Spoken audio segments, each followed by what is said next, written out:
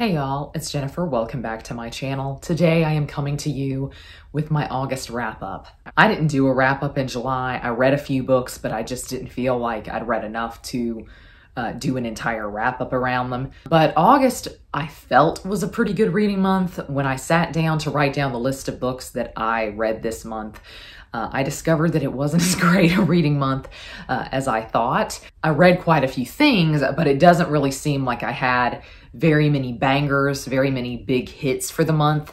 Let's go on and get started with my stack of physical books. So this is not going to be in the order in which I read them. I'm just doing my physical books first and then my ebooks. The first of these is The Last White Rose by Alison Weir, and I essentially filmed a vlog around my reading of this book, so I don't feel like I have very much to say here. I'll link to that vlog up above and down below if I can remember. But this is the first in a new series of hers that is about kind of the Tudor period, and so this focuses on Elizabeth of York, who is a figure who bridged the gap between the Wars of the Roses and the Tudor period. Alison Weir made some very interesting writing choices here that I don't think always paid off. I felt like this book was very choppily written, and that was my biggest complaint with it. I wound up rating it 3 stars. I still enjoyed it just because I love the Wars of the Roses. And I went into this with very low expectations based on some of my feelings towards Alison Weir's other works. And so I really enjoyed it for what it was. It was a fun ride, but I do think there were definitely things about it that she could have done better. And I think an editor's hand was really, really needed here.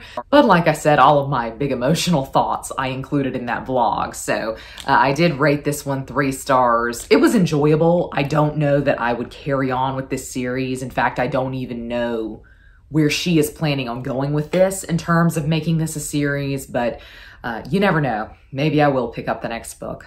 Also in that vlog, I was reading Furysong by Rosaria Munda. This is the last in basically, I would say, my current favorite YA fantasy series. I would still say this is my favorite YA fantasy series from the past few years. It really is on par for me with the Grisha trilogy, and that's saying a lot because the Grisha trilogy is my favorite YA series. But I just feel a lot for these characters. I love the world. This is a very political fantasy. And I think I mentioned in that vlog that I wasn't necessarily disappointed with this, but I wasn't as engaged with it as I thought I was going to be. And that continued to be true. Again, I would not say I was disappointed by this. I rated it 4 stars, but the other 2 books in the series, I just felt like I had far more emotional attachment to, and I was really more invested in them than I was in this one, which is an interesting thing to say given that this was the end and they were definitely building up towards big events, and the big events were happening. But I think I, as a reader, am more interested in the diplomacy, in the conversations, in the politics, than I am in the big battle sequences or anything like that. And so the first 2 books worked better for me because of that. I also just tend to really struggle with the last book in a series, and I just don't know why that is, but it's particularly true for me with YA.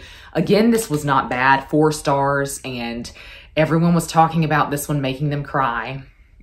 And there are a few moments. There are a few moments that it will get you. There really are. I just think Rosaria Munda is a real talent, and I am excited to see what will come next for her, what her next series will be. I think part of my feelings with this were that I didn't reread the first 2 books. I started to, and then I didn't really feel like I needed to reread the first book, but I absolutely needed to reread the second because it took me a long time to remember people's names, to remember what was going on, because this picked up automatically where the second book left off. And so I do think the reading experience suffered for that, and I definitely should have reread it. I also read this past month The Scarlet Letter by Nathaniel Hawthorne. This was not my first time reading this.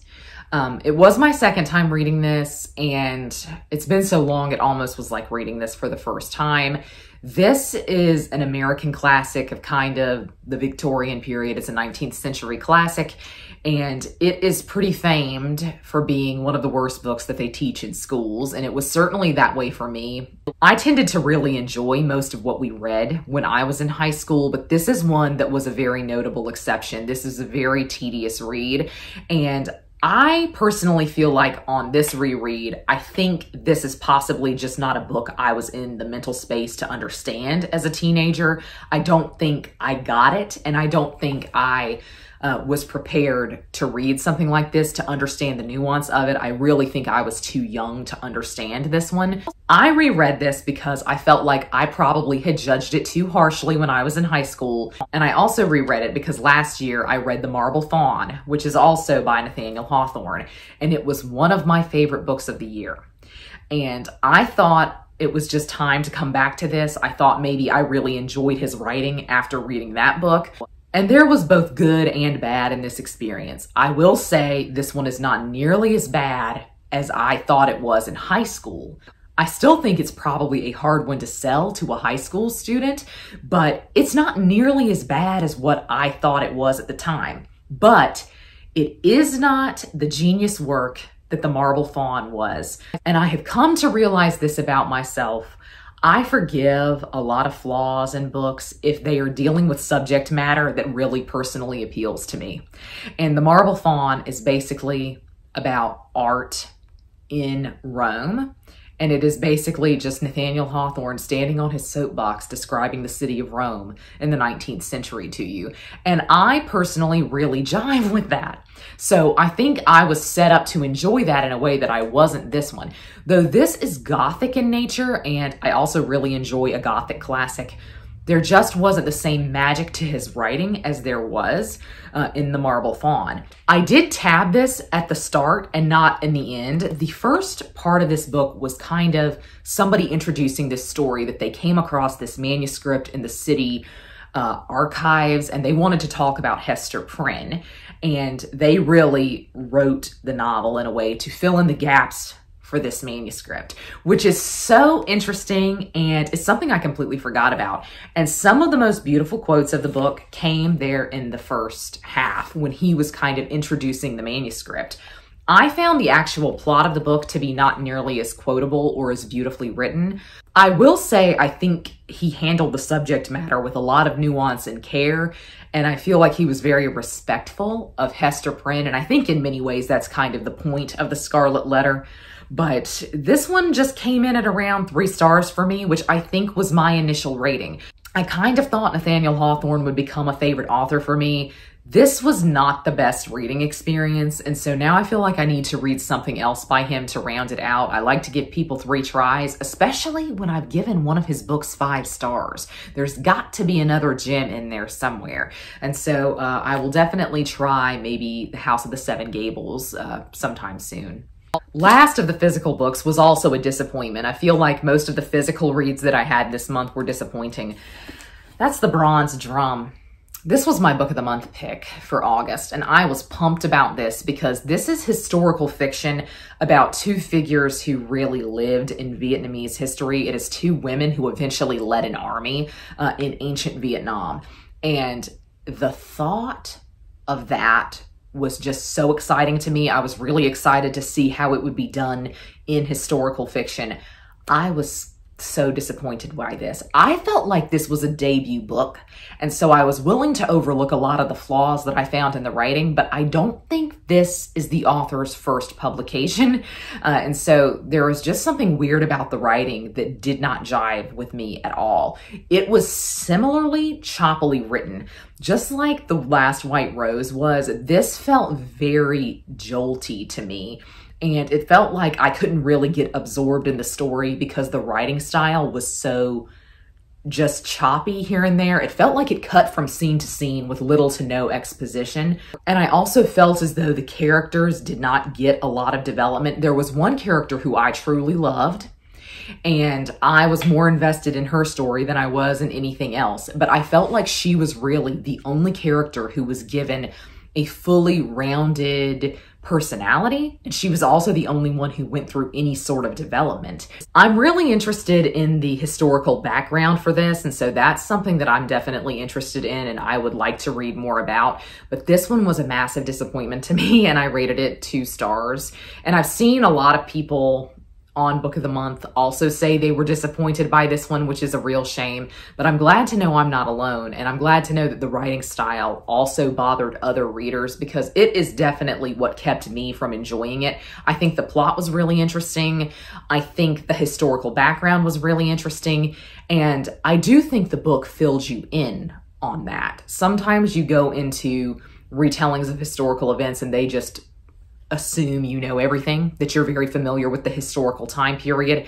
And I feel like this really tried to give you the detail that you would need to understand it. But akin to The Last White Rose by Alison Weir, which I also think did that. I think Alison Weir tried to give you context for what was going on in that novel as well. I think it made the book feel very jolting to read. I just think it made it feel as though the scenes were too short, so you didn't really get a grasp on what was happening. It was just a very strangely written book. And in fact, a lot of my issues with it were also present in Alison Weir's, but I just had fun reading Alison Weir's. This became tedious at a certain point, but I am definitely really interested in the historical background and in these figures in particular, because I knew nothing about them. And so I am glad that I read the book because it introduced them to me. Now on to ebooks that I read and audiobooks that I read. I read 3 audiobooks this month. Are y'all proud of me? I can't believe I did it. So the first of these is I'm Glad My Mom Died by Jennette McCurdy. This is a memoir by a Nickelodeon child star. Jennette McCurdy starred on iCarly. And I also talked about this in another vlog, so I'll try to keep it short here. But this is a memoir that is definitely taking the publishing world by storm, and it's been sold out everywhere since it came out. I'm really excited for Jennette McCurdy because this really is a powerhouse. And I think as a writer, she is very, very skillful. This does deal with some very dark issues and topics, such as the abuse that she suffered at the hands of her mother, but also abuse that she and others endured at Nickelodeon as a network. And that, I think, is going to be a really interesting conversation piece as we go forward, as maybe other Nickelodeon stars now feel comfortable to come out. Jennette discussed in this book that Nickelodeon tried to bribe her, basically. When she finished her shows, they tried to pay her $300,000 if she would never discuss her experience at the network again. And she turned it down because she thought that was hush money, which it most definitely was. And so she's allowed to talk about her experiences, but you have to assume that the same offer was made to other Nickelodeon stars and they took that money. I imagine writing the book was extremely therapeutic to her. This was just a very hard to read memoir, and I listened to it. She also narrated the audiobook, and I just think that lent it a level of emotion that it might not otherwise have had. It was just very hard to hear her say it in her own words, but I'm really glad she wrote it because I think it really shows what child stars go through in the industry, whether that's at Nickelodeon or not. And so this was a very important read to me. I did rate this one 5 stars, and I think on an objective level, it is my favorite of the month. I also listened to Cranford by Elizabeth Gaskell. I wasn't going to discuss this here because I'm kind of going on and starting my Victober reading, and I was just going to wait until Victober to discuss anything that I read for it, but I feel like I'm going to forget about this one. Cranford is a very, very short classic by Elizabeth Gaskell, and I'm going to say of everything that I have read by her, this is the most disappointing to me. It is really too short to get a handle on, and I do think it had her typical charm. I think Elizabeth Gaskell has a really very comforting way of writing, and she often will address you as the audience, and I really enjoy that. That's something that I love about Victorian literature, and that was definitely present here. I just felt like this was very short. I think also maybe the audio format just didn't work for me with this one, but it was very short. It was easy to get through, and I still enjoyed it. I rated it 3 stars, but I would say of everything that I have read by her, this felt the most one note. It didn't really feel like something deeper was going on. That's one thing I like about Elizabeth Gaskell, is that I feel like there is kind of the standard plot on the surface, but she is also typically discussing some deeper issues, societal issues, and Cranford just felt very much on the surface level. I didn't feel like she was going much deeper than that. There was a lot of discussion here about the roles of women versus the roles of men, and that was probably the discussion point for her in this book. But again, it just felt very, very short, and I think had it been expanded into a novel, I might have enjoyed it a little bit more, but I still rated it 3 stars. I also listened to Verity this month. Yes, I gave in and did it. This is on Audible Plus, so I felt like it was a sign. I have never read a Colleen Hoover book before, and there have been many times in my booktube career that I have promised myself I never would, because I'm just generally not interested in contemporary fiction. But this is more of a thriller mystery, and I tell you what, I enjoyed it. There are a lot of people who talk about this over on Book Talk quite a bit, and I wanted my TikTok to be a safe space where I didn't get inundated with book content, but unfortunately they found me. And now my For You page is all Book Talk stuff. And so Verity is something that's basically unavoidable over on that platform. And you will simultaneously hear people say this is either the best book they have ever read or it is the worst book they have ever read. Neither one of these extremes is true for me, but I certainly enjoyed it. And I tell you what, I rated it 4 stars. It was a wild ride from start to finish, and I thoroughly enjoyed it. Verity is one in a long line of books that are kind of paying homage to Jane Eyre or Rebecca. This is kind of the wife in the attic type story, and it is about a girl who is brought in to finish a series for an author who had an accident and can no longer write. And so she moves into the author's house and starts getting to know the husband. And as she is going through the author's manuscripts and writing material in her office, she finds the autobiography of Verity, the author. And the thrillery kind of aspect of it is you kind of wonder whether or not this is true. You wonder quite a bit about the main character as well, how stable she is as you learn more about her. And so this definitely is kind of a Jane Eyre-like story, but I feel like it's also very close in tone to Rebecca, and Rebecca in its own way is also making comment on Jane Eyre. And I just loved it for that alone. This felt like a mix of Rebecca, Jane Eyre, and V.C. Andrews. If you ever read V.C. Andrews growing up, and you enjoyed it, you'll enjoy this. I feel like there was just something about this that was very reminiscent of V.C. Andrews. I had fun, and I figured this out. I think a lot of people will talk about like there was a big twist in this. I assumed something was going to happen, and it happened not in the way that I expected, but I still feel as though I predicted what the twist was going to be. That didn't rob me of enjoyment for the book, actually. I really enjoyed this. I kind of recommend it. If you want to take a chance on it, if you've been curious about it, I think you should, because clearly it's a very contentious book and it's a very big conversation piece. Some people just really love this and some people really hate it.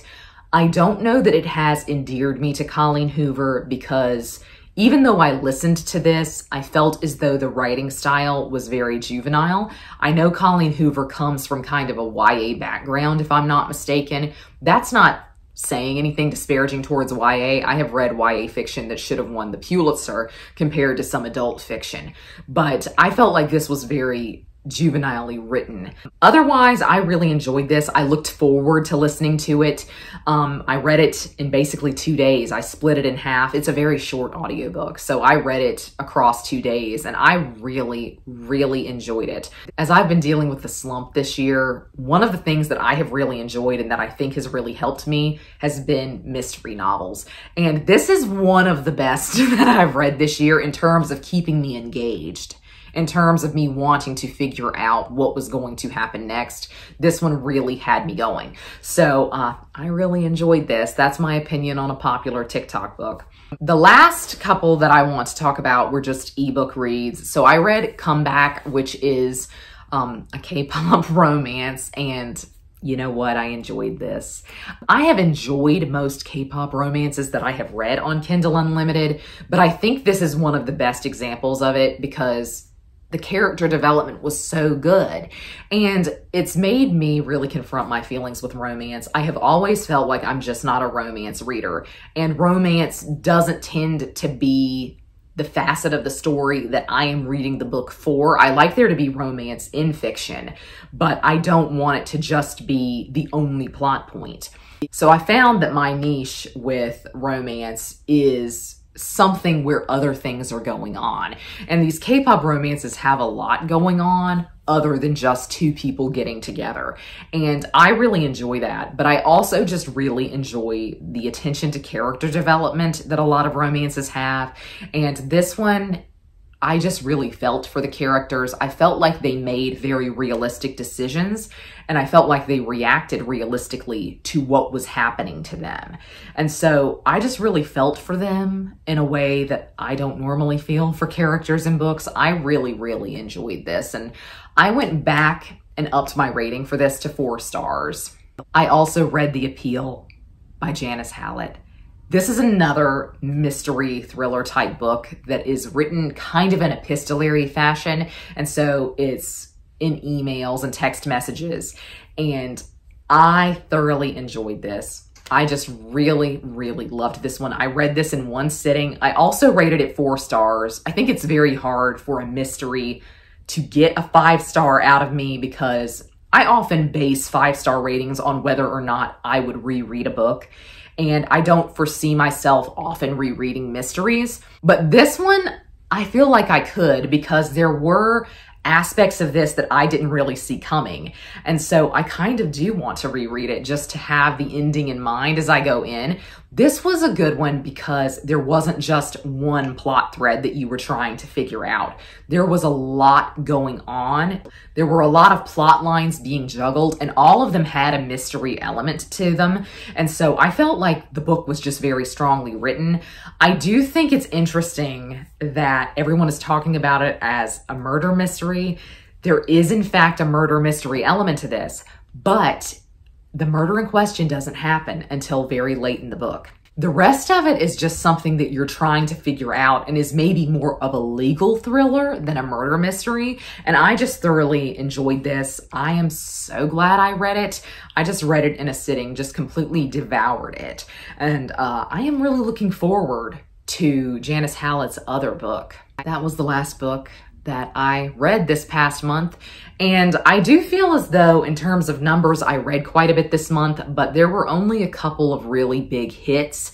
I'm looking forward to September. This is the last time you will see me with a very bland setup because fall is coming. I'm about to get out my autumn decorations. I am so ready for it. But I would love to know down below if you have read any of these and what you read this past month. But that's going to be all from me today. I hope you're all having a great week. Happy reading. Goodbye.